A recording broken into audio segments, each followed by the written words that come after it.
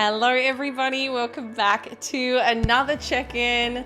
It just keeps getting scarier and scarier and harder the closer I get. I am just 10 days out right now. I'm just looking over here on my sheet to see exactly how many days I have left. Yeah, today is officially 12. I take that back, but still, that's really close, and I still don't have my bikini. So I got a notification today in my email to let me know that like all the bedazzling has been placed on the garment and that it is close to being shipped. So I'm just like, I hope it ships quickly. I'm so worried that I'm going to get it and I'm going to need like 1,000 adjustments. And I honestly think I will. And I don't say that just because I'm like, I don't know, trying to dramatize the situation. But I have a really long spine compared to like the other parts of my body. It is disproportionately long. Similarly said, my humerus is disproportionately shorter than what my humerus should be for somebody that is like 5'8".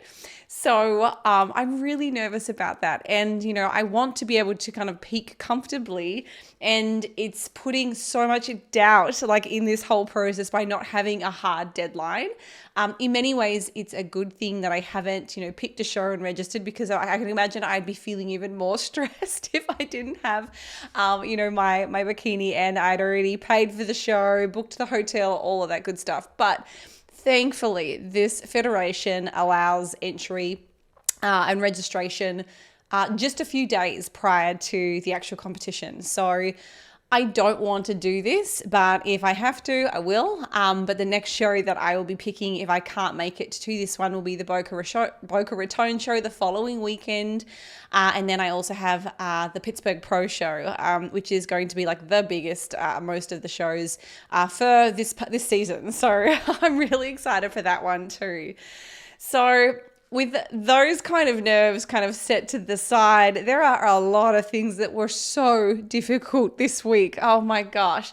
Look, I've been doing this for like 9 years now, and granted, every year, you know, a fat loss phase usually gets a little bit easier. And I think so much of that just comes from the comfort of knowledge. And that is why I'm such a big proponent of education, sharing with you guys how to effectively set up your fat loss goal and then effectively set up a muscle building goal and like teach you the ways.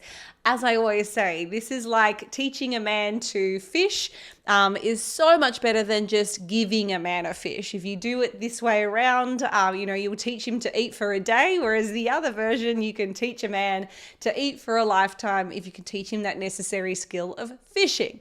So I obviously love educating you guys, and that has been so comforting in, you know, all of the processes and the competitions that I have done.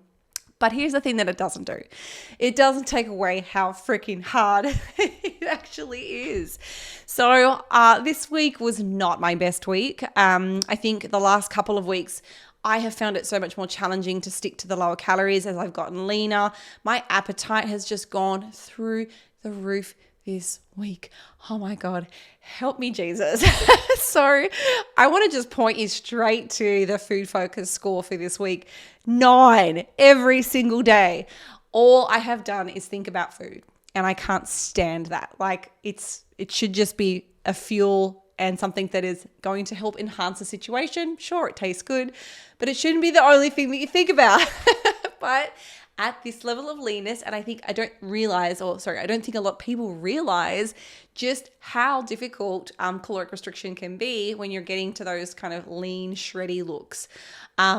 Maybe you do know, you just haven't been in that position to really go, oh wow, it sucks so bad. So it really does. It was really frustrating, I think, for me this week, because one of the things that I have been proactively working on, like in myself, as part of like my self-development and desire to improve myself as a being, is to be really present and engage with the people that I'm spending time with, and to improve my relationships. And what this doesn't allow me to do is work on my presence, and I guess that feeling of connectedness in fact, I was just saying the other day to Sam that it's been really difficult when I want to be able to be connected and focused and, have a really nice experience, phones away, not really thinking about a whole lot other than, the conversation and the time that we're together. But it's really hard to do that when you are dieting. So, what I found was, and maybe you guys have experienced the same thing, you're out on a date night or you're with a group of friends or you're with your family and you're really fixated on the menu, or you're really like overly having to think about what you're going to choose. And, meanwhile, you're missing all of the conversation that's going on around you. And I don't like that. So, again, as I said last week, poor choice of sport for me. Somebody that loves food and, is deeply motivated by, close personal relationships. So it was a tough week, and it was a tough week on my hunger. You're going to see me absolutely royally mess up my calories. This is the first time I've really done a number on myself. And part of that I'm going to put down to my cycle. Now, I certainly didn't beat myself up about it. I am very frustrated, but I'm also not going to let it consume me. I have to say I've had many thoughts of doubt over the last 7 days, namely the weekend. But I do want to go through and kind of point out, here's the cause and effect. You can just see it so clearly. And I mean, again, having all this data really allows me to be compassionate. It allows me to give myself some grace. It allows me to reflect rather than react and be, overly emotional about things. So here's where I guess the week went, or here's how the week went rather. First few days, pretty good. Hit my calorie targets very well. I'm not going to say it was very easy, but I hit them nonetheless. As I moved through to Wednesday, this is a big coaching day for me.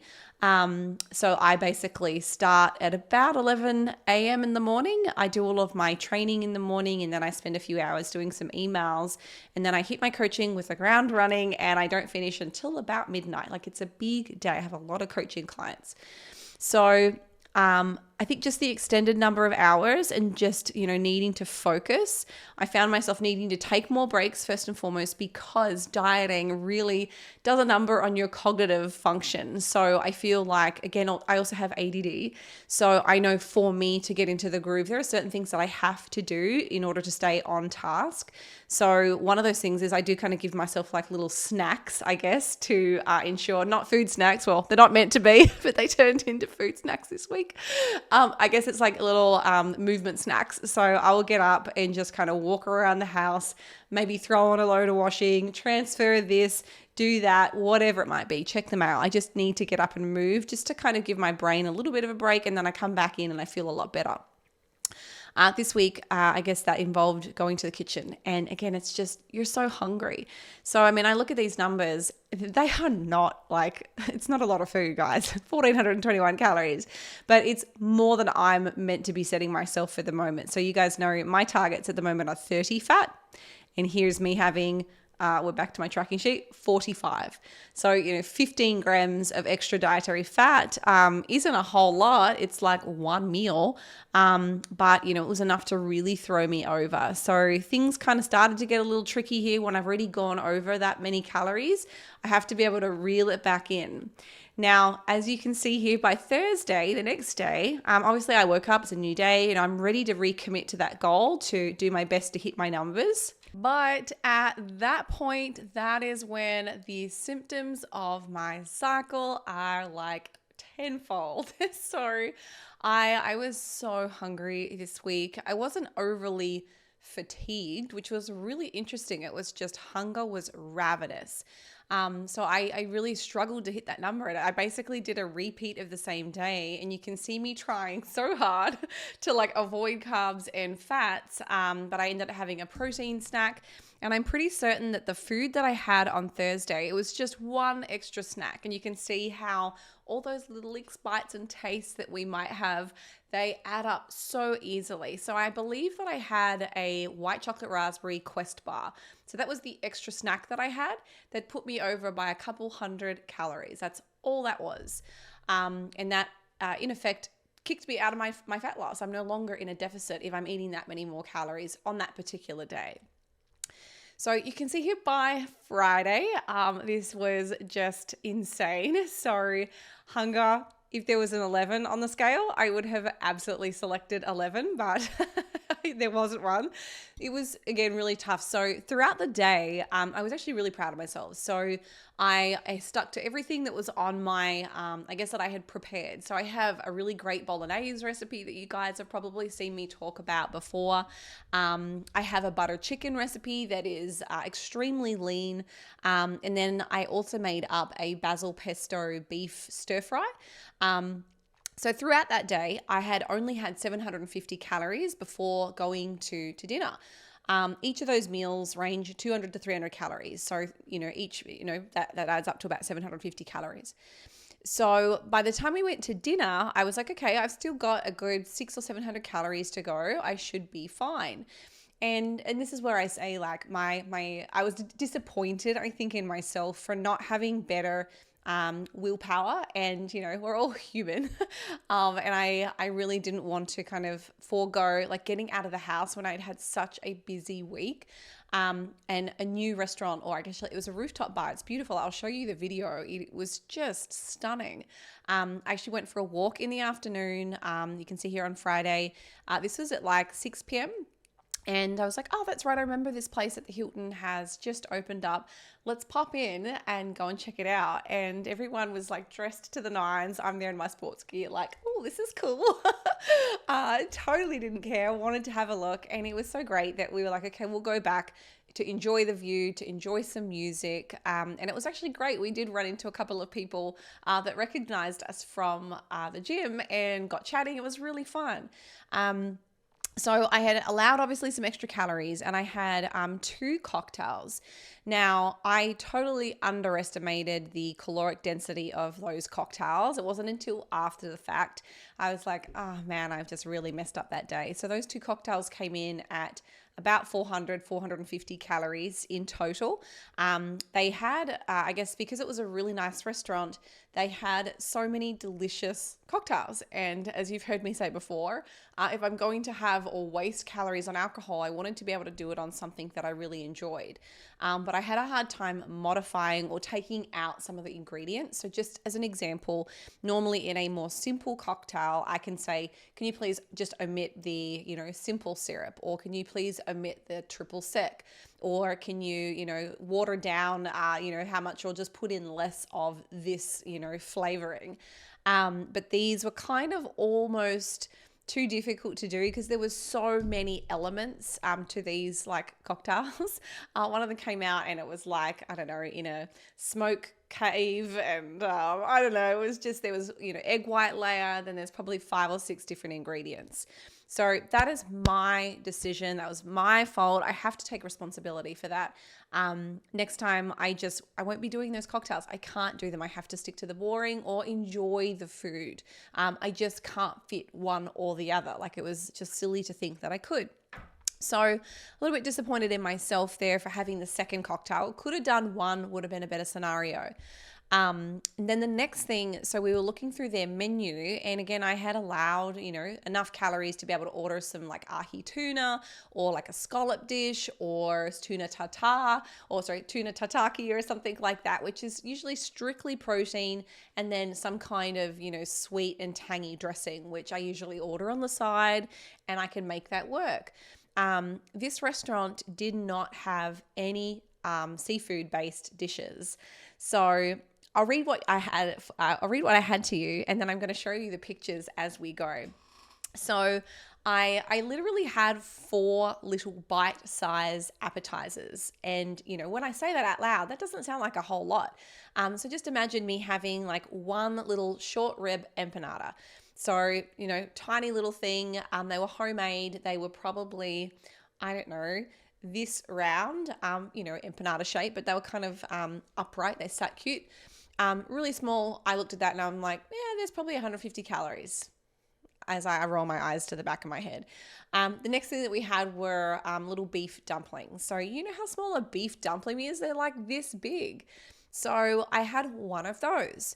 And then we also ordered arancini balls. Again, I was ordering these thinking that I'm just having one piece, which I did, and obviously my partner had the other. So little arancini balls. I mean, again, they're like, I don't know, this big. And it had a couple of cheeses, some tomato, and then something else in there. And then the last thing that we had were beef tostoni cups. And again, tiny little, circular thing. And by the way, they were so delicious. I cannot tell you, as someone that had eaten the same food for the entire week, just, repeated. It was nice to have some flavor diversity. The empanadas were incredible, and the beef tostoni cups were just unreal. So I finished that evening and I was proud of myself. I'm like, yes, I just had 4 bite-sized things. I've had 2 cocktails. How hard can that be? Maybe like 700 calories. I've hit my targets for the day. Amazing. You did great. Well, that evening when I got home, I, started to kind of do a little bit of reading up on the ingredients, and my jaw dropped to the floor, had a bit of a heart-sinking moment because I was like, I have just ruined this day. Just those 4 little bite-sized things came to just over 800 calories on their own, not to mention the 400 calories that I had for the cocktails. So you can see my Friday went from potentially being on track to way off. I was 2,177 calories. You can see here the alcohol that I had tracked as a carbohydrate, and then I guess all of the casings to the empanada, the dumpling, the tostones, and the arancini, which is basically, I guess, floured, battered, etc. 273 grams of carbs. So angry at myself, so angry, but took a deep breath. I was like, well, I screwed that up. I'll make better decisions tomorrow. So, you can see here, I really went out of my way to work, okay, what do I need to do to kind of pull this back in? So I only had 873 calories on Sunday, minimum fat intake, very low carb, and protein. So what I basically did was had like 2 salads with lots of dietary fiber, big servings of protein, and very low carb ingredients. And then this is just like the trace amounts from like the protein shake that I had. I think that's got like 3.5 grams in it. And then trace amounts from the other dishes that I had. So Saturday went really well. I did an extra ride on Saturday morning because I knew I'm not going to be able to make this up over the weekend. So you can see here, I've only been doing 3 rides for the week. This week I did 5. Now, I want to point out to you what I have done here to kind of balance out my week. So I ended up riding or doing an extra 2 rides. Now that took my overall caloric expenditure for the bike up to 1456. Sorry, I take that back. That took me to 1418.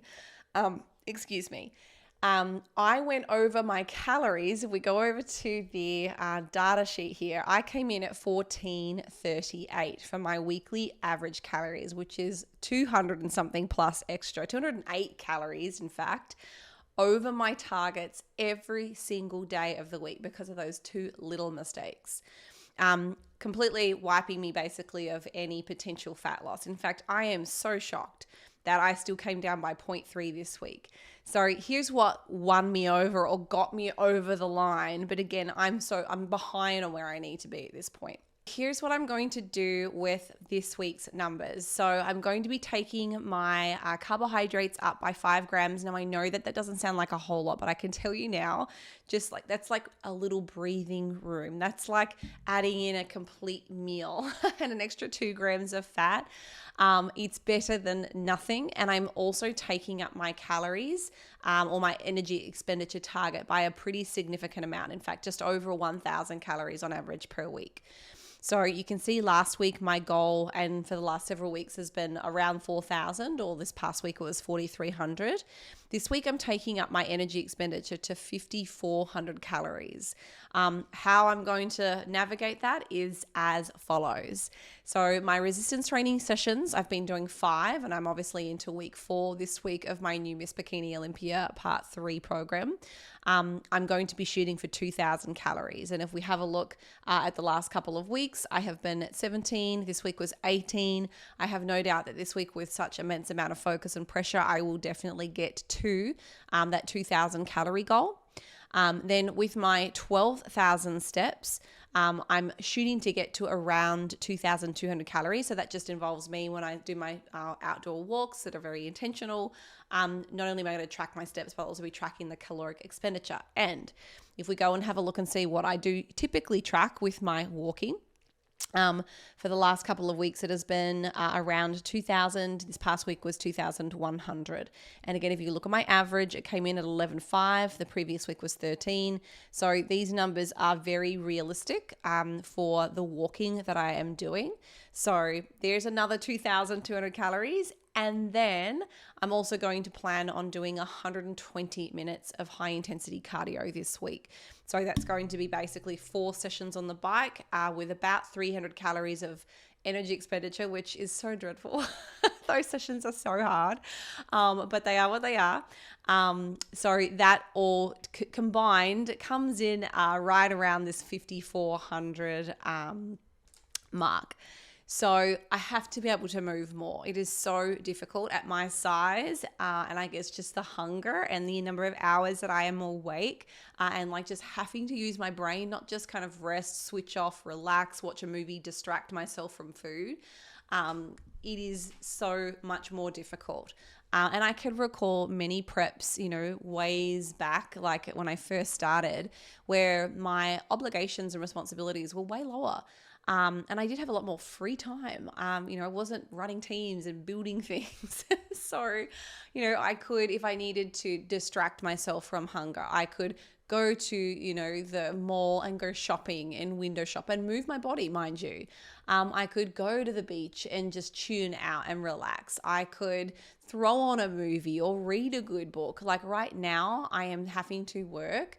And I think just that cognitive, upregulation from back then, it just makes it so hard to focus and not be just thinking about food. So again, if you're struggling, like think about your responsibilities, and also, you've got to, you can't compare to the old you. It's so easy to kind of think back like, oh, why is this so much harder? Or, critique yourself for various, outcomes when our circumstances change all the time. No one prep, at least for me, has ever really been the same. Whilst I said earlier, having education and knowledge is so valuable, it doesn't necessarily change the environment in which you are trying to deliver, and execute on said tasks. So, have some compassion in those moments where, things are really tough. Look at the circumstances and know like when the right time is to apply a bit of pressure, and also when the right time is to kind of, give yourself a bit of grace. Those things do need to work hand in hand. So this week, I'm obviously still always optimistic. One thing that I am doing a lot more now is my posing practice. So I had a fantastic posing practice session on Sunday afternoon. I started off a little bit rusty because it had been about 3 days since I had practiced, but couple of, goes through the rounds. I was feeling so much better. So you can probably see some of the footage up on the screen from that posing practice. So getting more and more confident, as the days go on, which is great. And usually on the day, I'm so excited. Like it kind of comes more natural. It doesn't feel forced when you're on the stage. And I think growing up dancing and singing, maybe that's why it's a little bit easier for me on show day than it is just to practice. But practice is still important. So yeah, I guess coming over to look at my overall compliance this week, it was 17% over, which is crazy. Like I mentioned before, doing that extra exercise still didn't even quite get me caught up on what I had exceeded my calories. It left me with a 38 calorie gap. So, this week I've done some meal prep. I've got everything mapped out. I don't have any of those high fat protein bars left, thankfully. The ones that are even only 10 grams, which again, I say high fat, that's very relative. Normally that would be very reasonable and appropriate. So for me right now, with only 30 grams per day or 32 this week, that's a third of my day's intake on one measly little tiny protein bar. So I don't want to give up, those calories. I need something substantial and satiating. So lots of big meals prepped and ready to go for this week.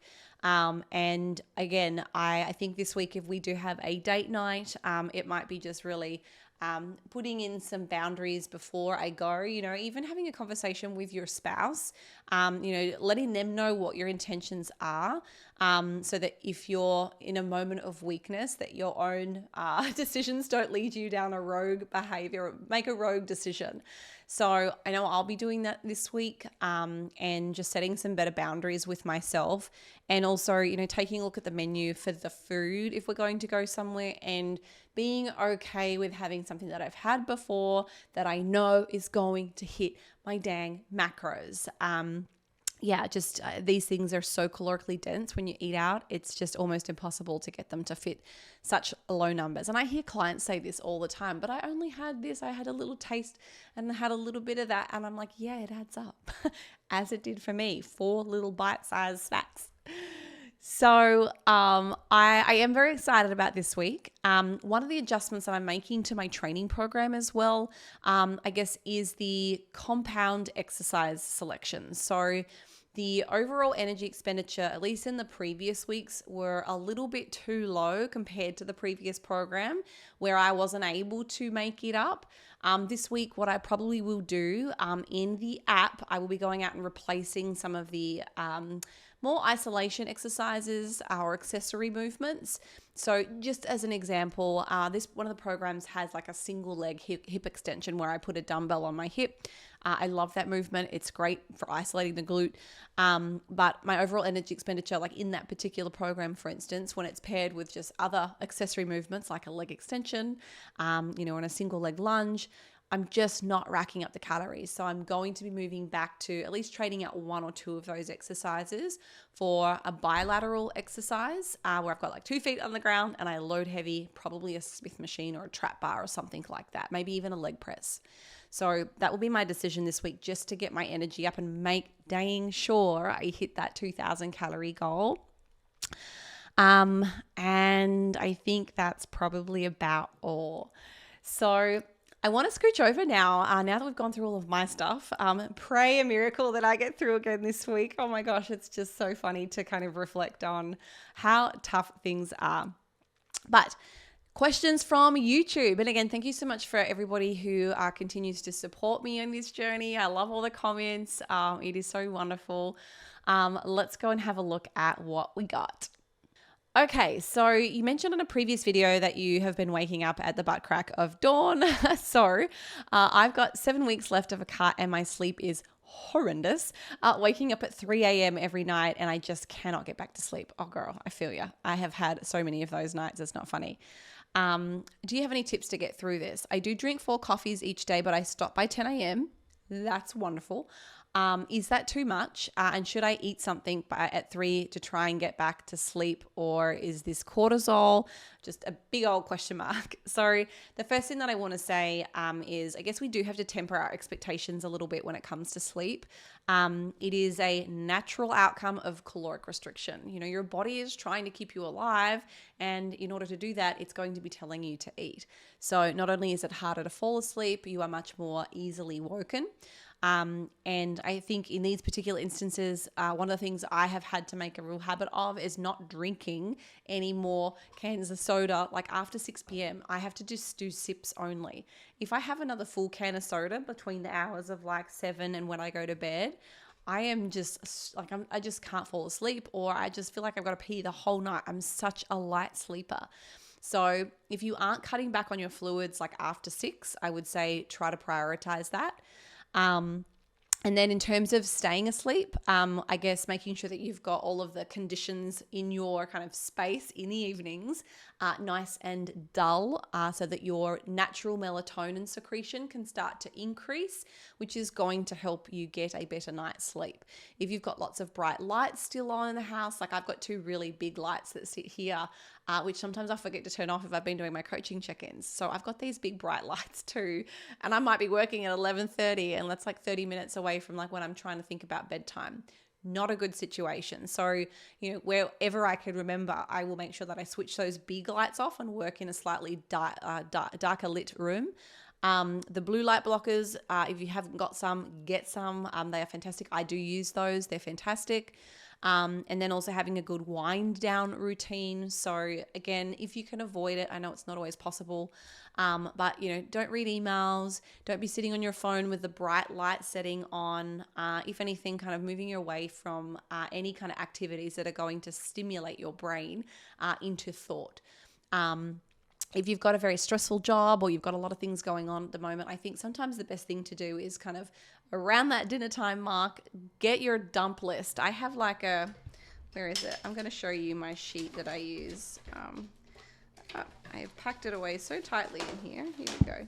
So this is called a brain dump. This is really helpful to kind of get everything that you are or have on your mind out of your brain onto paper so that you don't try and continue to forget it, because I think one of the things that we do when we do have a lot going on is that we're just worried we're not going to remember our lists. And that when you've got lots of things on, that's really important to be able to remember and to not forget. So you don't want to have any, negative impacts in your career, or like forget your children's after school activity, or worse, forget your kids. So that brain dump is really important.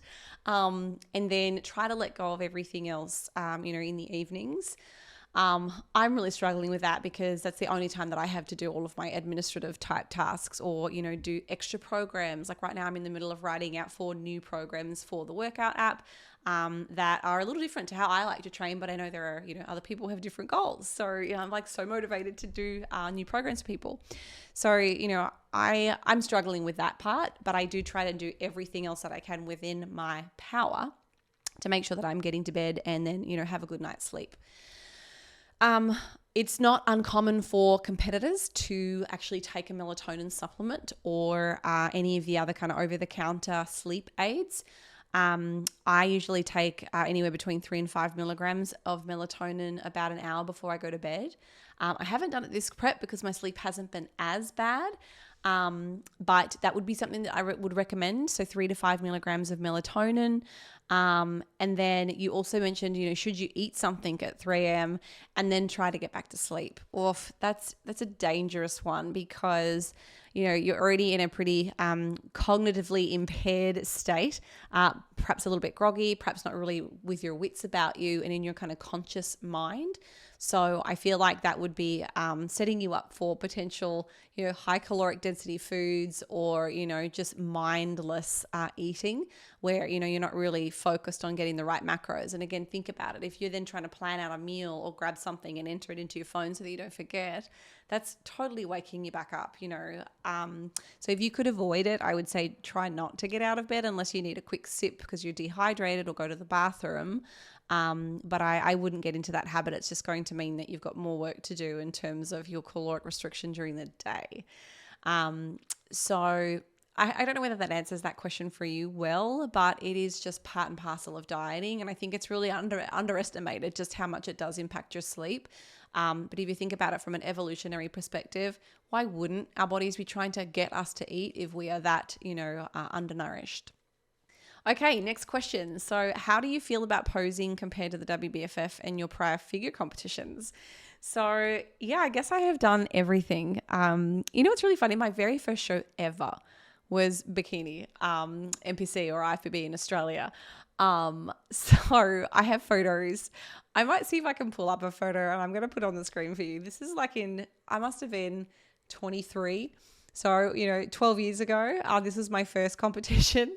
So I started in Bikini and I got told then, you've got too much muscle, at least compared to the girls that I was competing against back then. So, I mean, things have changed now. I think the physique that I had back then would not even be competitive as an amateur. But yeah, it's just funny to see how far you've come.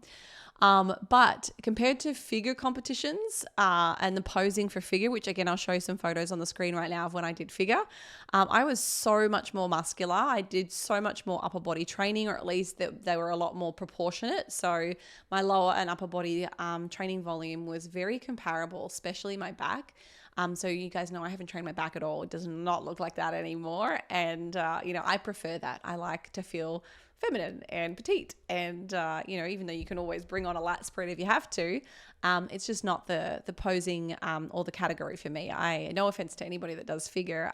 Some people really suit it. I mean, I've got lots of clients that do it, but it's not my preference. Though I will say the posing for it, easy piece of cake. I could get up and do figure posing with my eyes closed and I think I'd still be great at it. Bikini, on the other hand, oh gosh, that is so much more technical. So I've actually had a really hard time just with all the transitions because there is a little bit more to it. But it's also very structured.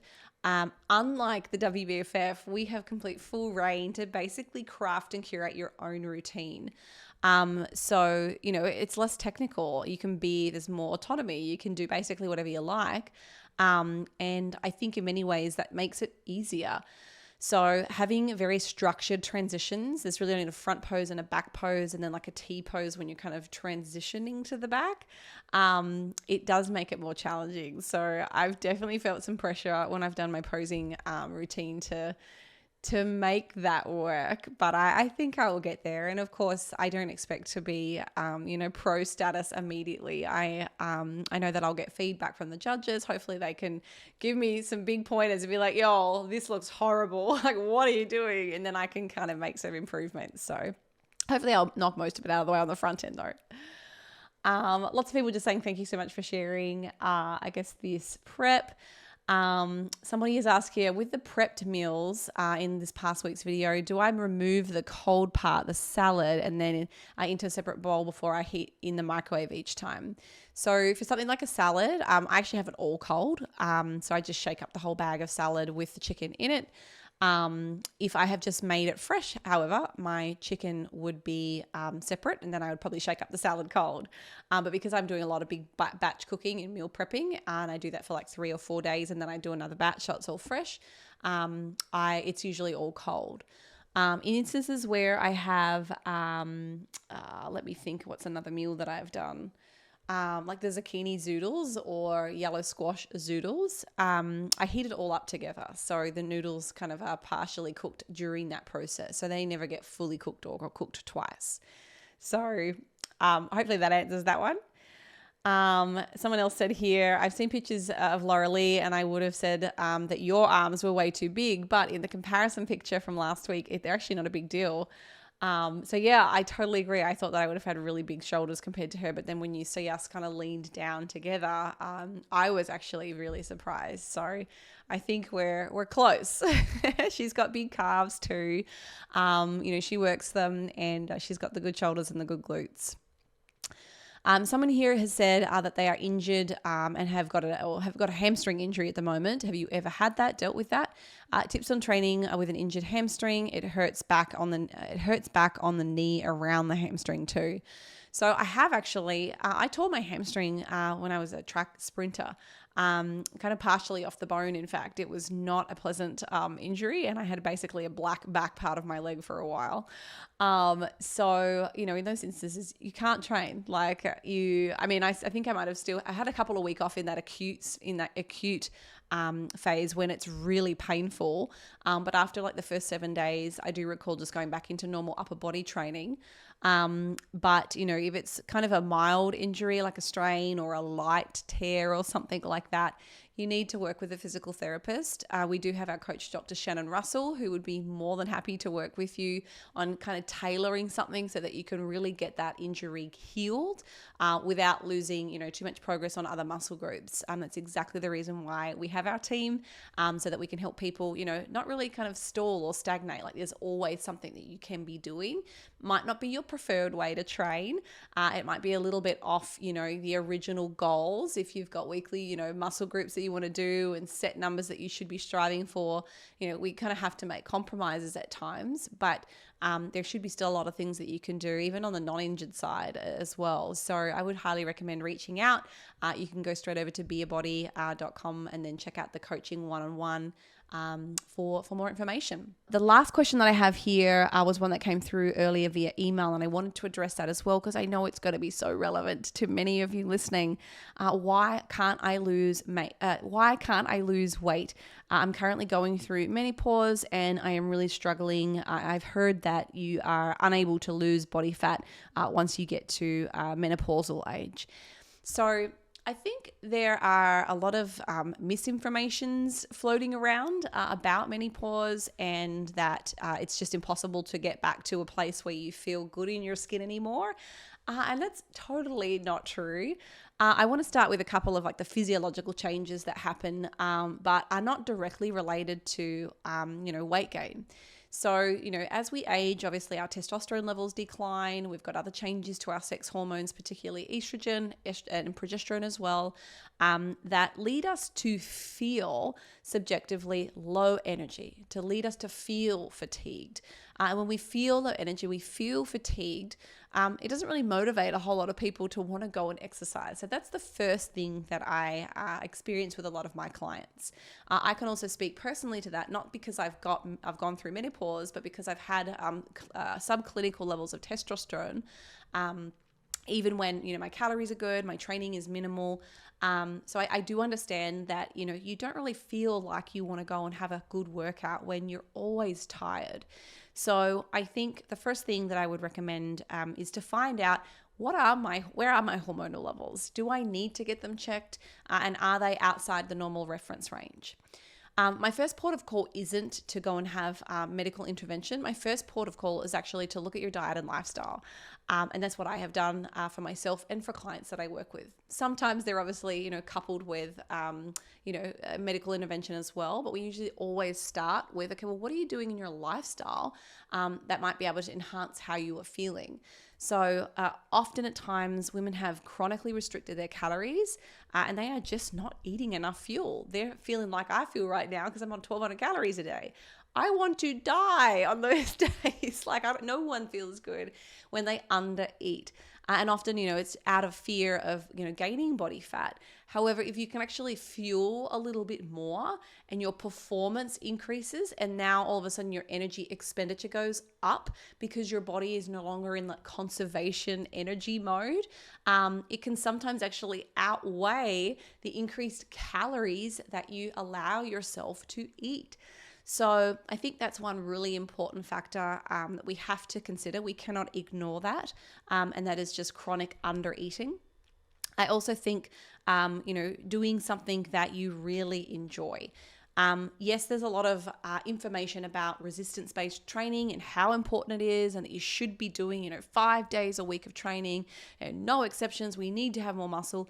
Yes, it is important to have more muscle. Having more lean body mass is actually going to allow you or afford you more caloric flexibility. You get to eat more of the things that you like, which is great without necessarily gaining a bunch of unnecessary body fat. But that extra caloric intake will actually lead to you feeling a whole lot better. So again, just thinking about resistance training specifically, I know I kind of went off on a tangent there, but if you can't commit to 5 resistance training sessions per week, that is okay. Not that many people can.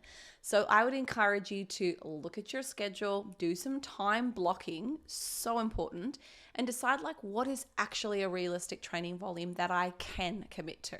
And if that is only 2 days a week, that is great. But if you also enjoy doing tennis, or you enjoy playing a mixed team sport, basketball or netball or softball, or you really enjoy dancing, or you like yoga, or you like Pilates, just moving your body in a way that you enjoy, that is going to help you with the sustainability piece, the piece that's going to allow a consistent energy expenditure every single week.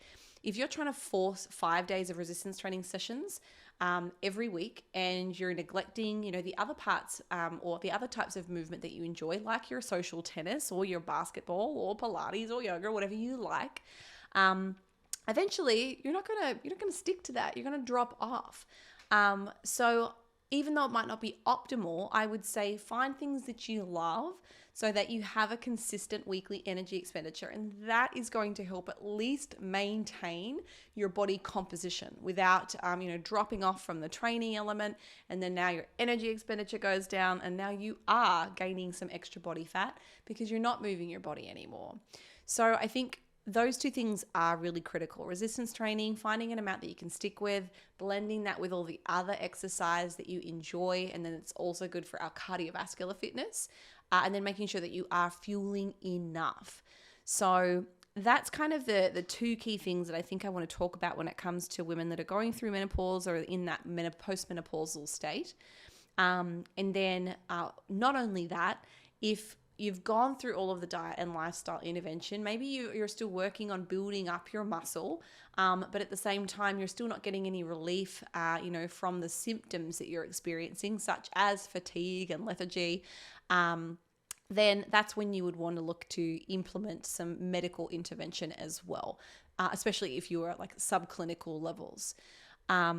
So I guess how we would actually navigate fat loss for somebody that is menopausal or not is honestly very similar. It's just we just have to look at the individual's unique circumstances, and then how we make adjustments to people's calories when they're going through a fat loss phase or a building phase. It's really just based on their individual, inputs and outputs. So I don't know that it is direct cause and effect. There's nothing specific about aging, that can mean, it's going to be harder for you just because of your age. Outside of the conversation of hormones just subjectively leading you to feel a little bit more sluggish. So that's, I guess, one really important piece. And then I think the other thing as well is that our lifestyle changes so much as we age. I think so many women compare themselves to their younger version of themselves, pre-kids. Well, I used to be here. I'd like to get back to there. And I mentioned earlier in this video, we often play this comparison game with that old self. But it's very normal to see our circumstances change so dramatically. Maybe you have children now, maybe your career has changed, maybe your values have changed, and, the importance of social connection and healthy relationships, and, some self-care, maybe they have actually come up a little bit from where they used to, whereas previously, lots of exercise was, high up on that priority list, and, you had more external, extrinsically motivating things that kind of kept you going, whereas now with aging, things may start to change. Again, your values shift, your priorities change, and our behavior changes. I can say for me, as I have gotten older, my preferences for, eating at restaurants way more than what I did when I was 20. Obviously, there's an affordability factor, but I also, my tastes have changed. I like really delicious, high-fat, calorically dense foods. Yeah, I'll admit it. And I also like wine. The old version of myself had a very different palate, and I didn't necessarily care for needing those things all the time, and I kind of ate probably less calorically dense foods. So, I think there's a lot of things that kind of move us into, this idea of, I've gained all this body fat and it's simply because of aging. What is it about being older that, causes difficulties with diet? But again, they're kind of, you can see how they're subjective. It's not direct cause and effect. Like there's a physiological mechanism that's going, blunt fat loss. Nope, stop, put the brakes on. It's things that are kind of within our control that we can make some adjustments to. So I would say that probably 80% of my clientele are all, in that kind of 40 plus age bracket. And obviously with our team as well, we have a couple of coaches that specifically work with women that are going through menopause, obviously myself as well. So if you are somebody that is struggling with that, please reach out. You are not a lost cause. There is always something that we can do. And obviously we want to be able to help you do that in a way that feels comfortable and sustainable and like feels good. It shouldn't be, a burden. We want to do this so that it kind of uplifts you and that you feel great. And that definitely does exist. Like I said, a little bit of knowledge and education goes a long way. So that was everything from me for this week, guys. If you have any questions at all, please feel free to leave me a comment. I will be answering those again in next week's check-in. I'm also going to be recording a full food day. I know everybody wants to see like a full day of eating. I personally am like, why? No. But I guess, when we're dieting, people always need new ideas for different types of foods. I think people like to see just the different food habits that others have, what my habits are, like in terms of meal timing, frequency, protein within each individual meal, fiber at each individual meal. Like, how do I do that? Probably not the best judgment this week based on my lack of compliance, but normally I'm okay. So I know that we're going to be filming that over the weekend, and I will try and squeeze in a meal out and record a little bit of the conversation around, here's a list of cocktails, here's which ones I got to scratch off the list, here's the ones that are good, or what am I making adjustments to fit it in. So it'll be much easier, I think, for me to do that this week, knowing that I have a camera in my face. So a little bit more accountability, isn't it funny? Just that one little change makes a big adjustment to your capacity to adhere to a goal. So that's all from me. I hope that you have a wonderful week ahead. If you've got questions about your own prep, please feel free to ask, or make sure that you reach out to our team at Be Your Body. You can find us at www.beyourbody.com/coaching. You can see our one-on-one coaching options, our current challenges, and group coaching that's available. So, have a wonderful week, and I will see you at my next update.